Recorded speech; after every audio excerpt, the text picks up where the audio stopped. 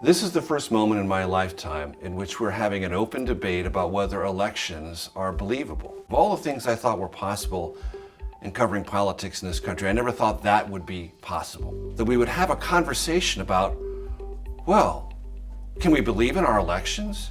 What we really want people across the political spectrum to think about is how damaging the language is of stolen elections, how damaging the inability to accept a defeat in an election is, how likely we're going to continue to see close elections, and force themselves in the uncomfortable position of asking themselves, am I going to stand for American democracy even when my candidate loses?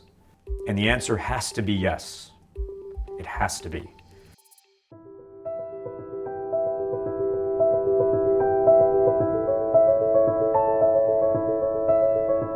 Our book helps people understand as clearly and succinctly what actually happened.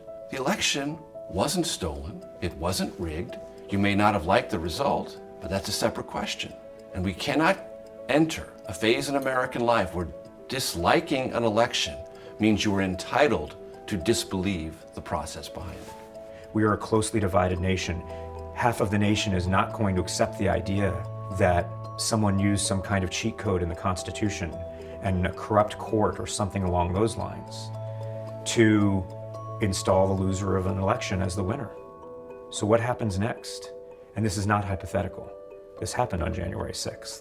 What I don't think we realize is, as bad as January 6th was, it was one day in one place. What if we have dozens of January 6ths and they're ongoing everywhere all the time?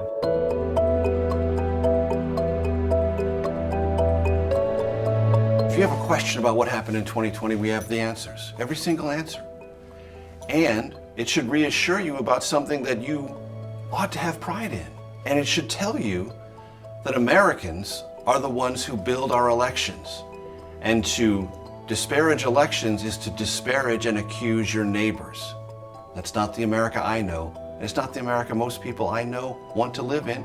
We're in dire straits, and this is going to require a remarkable level of citizenship that perhaps we haven't imagined before. I think the vast majority of American citizens, whether they agree upon policy or not, want to see the American experiment continue.